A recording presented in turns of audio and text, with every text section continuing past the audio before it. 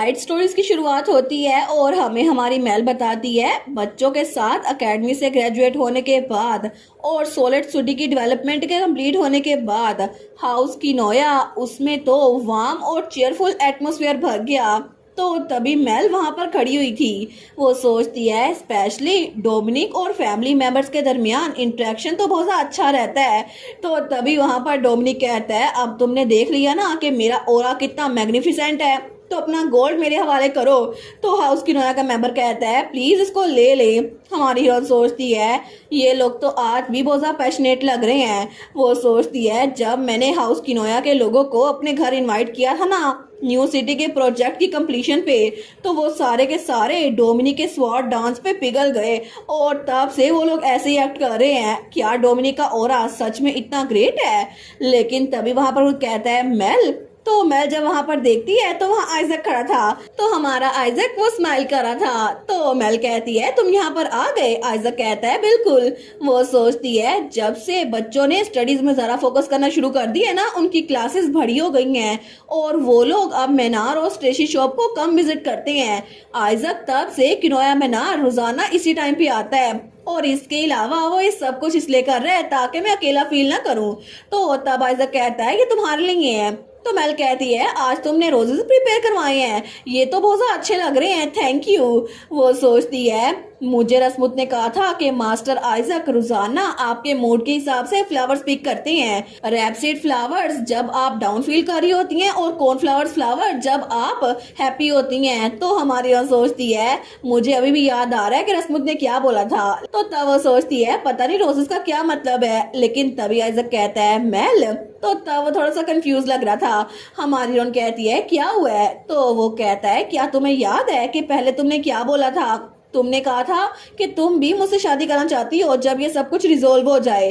तो मेल वो सोचती है बिल्कुल मैंने ऐसा बोला तो था। तो आइजक उसके हाथ पे किस करते हुए कहता है हम दोनों एक दूसरे को सपोर्ट करेंगे और हम लोग अपना टाइम बड़ा अच्छे से गुजारेंगे। और इसके अलावा तो तब वो स्माइल करते हुए कहता है इसके अलावा मुझे ये सेंटेंस कंप्लीट करने की जरूरत नहीं है ना। तो मैं सोचती है ये क्या बात कर रहा है, वो तो बिल्कुल उसको कोई फोक्स लग रहा था। वो कहती है ठीक है। लेकिन तभी वो आइजक की तरफ देखती है और तब उसको किस करते हुए कहती है ठीक है। और तब वो स्माइल करके कहती है ये वाला पार्ट हम शादी के बाद के लिए रख लेते हैं और हम लोग अभी शादी करने वाले हैं। लेकिन तब हमें कुछ दिनों बाद वहां पे उनका वेडिंग हॉल दिखाया जाता है। तो तब वहां पर कोई कहता है क्या मेल आज बिल्कुल ठीक रहेगी? शादी की तैयारियां करना तो उसके लिए बड़ा मुश्किल था। वो थी मेरीसा। तो वो कहती है मैंने सुना था कि दोनों के दरमियान छोटी सी फाइट भी हुई थी जब वो लोग बड़े थक गए थे। तो मेल ने कहा था ऐसा हो नहीं सकता कि मैं दोबारा शादी करूं। तो आइजक ने कहा था क्या तुम दोबारा शादी करने का प्लान कर रही हो? वो कहती है नहीं ऐसा कुछ भी नहीं है। तो तभी हेनरी कहता है मैंने भी ये सुना था लेकिन उन्होंने बाद में सुलह कर भी ली थी, इतनी जल्दी उनकी तो लड़ाई होती नहीं है। तो तभी वहां पर हमारा प्रिंस कैसियन वो कहता है सच में अगर मैं 10 साल बड़ा होता ना तो मेल को उससे शादी करनी ना पड़ती। तो मिरीसा कहती है सच में तुम नहीं सुधरने वाले। वो कहती है लेकिन मुझे लगता है कि मेल आज के दिन के बारे में बहुत ज्यादा खुश है, वो तो पहले बिल्कुल चमक रही थी। उसने कहा था कि वो इतनी ज्यादा एक्साइटेड है कि पूरी रात सो नहीं सकी।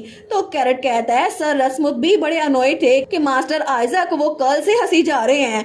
तो मिरीसा कहती है ऐसा लगता है कि दोनों साइडों पे बिल्कुल ऐसी बात थी लेकिन एटलीस्ट हमें फिक्र करने की जरूरत नहीं है, ऐसा लगता है कि वो लोग हमेशा खुश रहेंगे। तो कैसिन भी कहता है अगर उनका कोई बेबी हुआ ना तो हम लोग बेबी सिट करेंगे। तो पीछे से कैरेट कहता है लेकिन अगर कोई उनका बेबी हुआ तो हम लोग मेल की प्रायोरिटी से पीछे हट जाएंगे ना। तो हेनरी कहता है कैरेट तुम डमी, ये बिल्कुल भी सच नहीं है।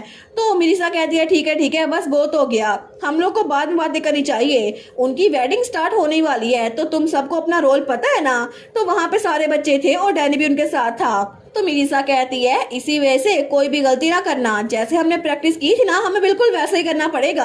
अपने बुरे दिल से हम लोग मेक श्योर करेंगे कि मेल को अपनी हैप्पीली एवर आफ्टर मिल जाए।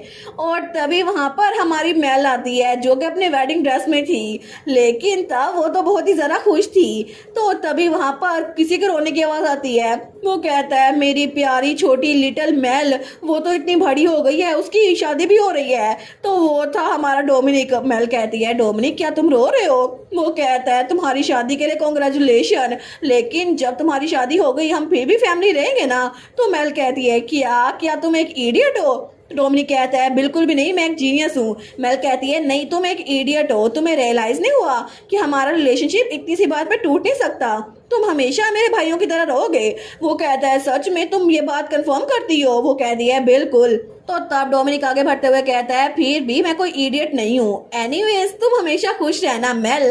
तो मेल स्माइल करते हुए कहती है बिल्कुल मैं खुश रहूंगी। लेकिन तब जब वो आगे पहुंची थी तो वहां पे हमारा आइजक खड़ा था, जो कि खुद भी तैयार था और व्हाइट सूट में वो भी बड़ा क्यूट लग रहा था। वो कहता है मेल, तो मेल भी उसको देख कर बड़ी खुश थी। वो कहती है आइजक, लेकिन तभी वहां पर प्रीस के तौर पर किंग खड़ा हुआ था। वो कहता है अहम, मुझे लगता है कि हमें शादी शुरू करनी चाहिए, तो क्या आप लोग यहाँ खड़े होंगे?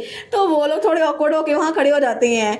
लेकिन तब वो कहता है मार्शल स्किनोया और काउंट मैथ्यू, क्या आप दोनों एक दूसरे को हस्बैंड एंड वाइफ चूज करते हैं? और मैं बहुत ज्यादा खुश हूँ कि आप लोग अपनी पूरी जिंदगी इकट्ठे गुजार सकेंगे। तो वो लोग कहते हैं बिल्कुल हम चूज करते हैं। तो तब वहाँ पर सारे बच्चे भी थे। तो किंग कहता है ठीक है, अब से आप लोग हस्बैंड एंड वाइफ बन चुके हैं, जो कि एक दूसरे को हमेशा सपोर्ट एंड कंफर्ट करेंगे। और यहाँ पर जो सारे लोग गैदर हुए हैं ना, वो आपकी हैप्पीनेस के लिए विश करते हैं। तो डोमिनिक बेचारा तो अभी तक रो ही जा रहा था। वो कहता है मैं आपको आपकी मैरिज के कंप्लीट होने पे कांग्रेचुलेशन कहता हूँ। तो तभी आइजक कहता है मेल, तुम तो बड़ी रिलैक्स लग रही हो, मैं तो सच में बहुत ज्यादा नर्वस हूँ। तो मेल स्माइल करते हुए कहती है सच में, टू बी ऑनेस्ट मैं भी बहुत ज्यादा नर्वस हूँ। और इसी के साथ फाइनली आइजक और मेल दोनों की शादी हो चुकी थी। लेकिन तब हमें कुछ अरसे बाद का सीन दिखा जाता है। तो वो लोग वहां पर एक बीच के पास आए थे। तो मेल कहती है वाओ, फाइनली मैं इतनी परफेक्ट सीनरी को देख पा रही हूँ। तो वो दिल में सोचती है अगर वो सारे बुरे लोग मेरी जिंदगी में ना होते ना, तो मैं अपनी लाइफ केयर फ्री होकर गुजार सकती। तो तब वहां पर हमारा आइजक आते हुए कहता है मेल, क्या तुम खुश नहीं हो? तो मेल कहती है नहीं नहीं बिल्कुल भी नहीं, मैं बहुत ज्यादा खुश हूँ। और मैं तो बस अपसेट हो रही थी कि इतनी सारी जगह हैं दुनिया में जो कि मैंने घूमी नहीं है। तो आइजक हंसते हुए कहता है ठीक है, फिर तो अच्छी बात है, तो हम लोग इस दुनिया में हर एक जगह घूमेंगे। तो चलो चलते हैं मेल, क्योंकि जब तक हम लोग यहाँ पर हैं ना, तो तुम पूरी दुनिया में कुछ भी देख सकती हो।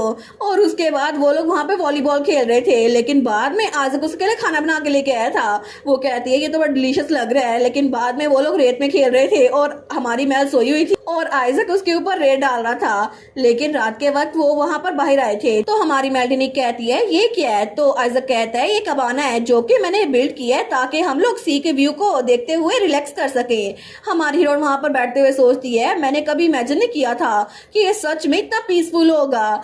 तो तब आसमान को देखते हुए सोचती है रिलैक्स होना ये बिल्कुल भी बुरा नहीं है। लेकिन तभी उसे कुछ ख्याल आता है। वो कहती है हे आइजक। तो आइजक भी वहां पर लेटा था। वो कहती है मैं तुम्हें बताना भूल गई, आई लव यू। मुझे लगता है कि मैंने अभी तक तुम्हें ये सही से बताया नहीं था।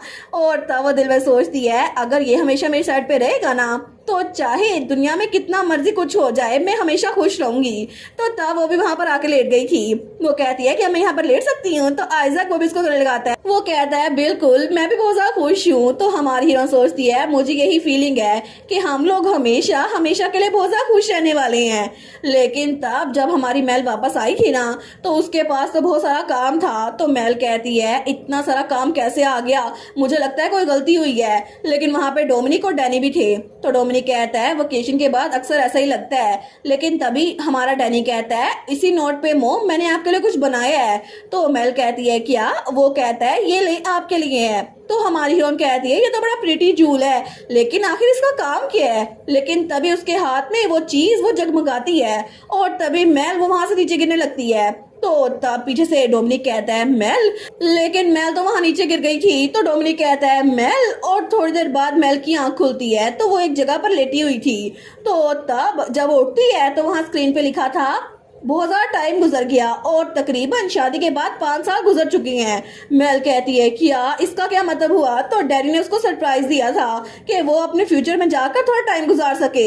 हमारी हीरोइन कहती है 5 साल गुजार भी दिए, मुझे लगता है कि ये बिल्कुल भी अच्छा नहीं है। वो सोचती है डैनी तुम बदतमीज, एक बार मुझे वापस आने दो फिर मैं तुम्हें बताती हूँ। और वो बेचारी तो पछता रही थी कि उसने डैनी के हाथ से वो ज्वेल लिया क्यों था।